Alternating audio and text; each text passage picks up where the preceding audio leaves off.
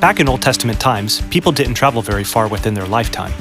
While they may know about some of the nations around them, the farthest, most distant land in their imagination was simply called the ends or the end of the earth. There were several ways to talk about this in the biblical language of Hebrew, but one way to say it was qatseh ha-yamim, which means the edge or edges or corners of the earth. Turns out that God is very interested in this region. He is interested in the gods of these areas, or more specifically, that his people don't serve the gods that are worshipped there.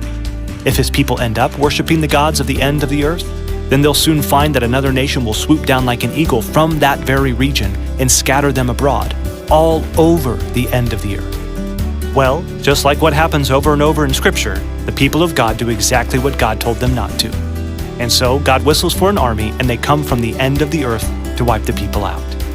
But God has bigger purposes for his people and for the ends of the earth. In fact, since he already controls this area, both as its creator and the one who causes the clouds to rise over it, God is going to use his people as a light for those dwelling in the darkest corners of the world. God will rescue his people from this place, but he will use their presence to bring the light of his good news to this place.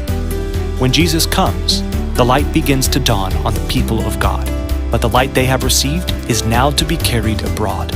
In fact, as Jesus ascends to heaven, he gives his disciples a charge: be my witnesses in Jerusalem and in all Judea and Samaria and to the end of the earth. This seems like quite a daunting task. Yet Jesus is convinced that they'll succeed because he will be with them. Then, at the end of time, when he returns to call his own people home, his followers will fill the globe, even the very end of the earth.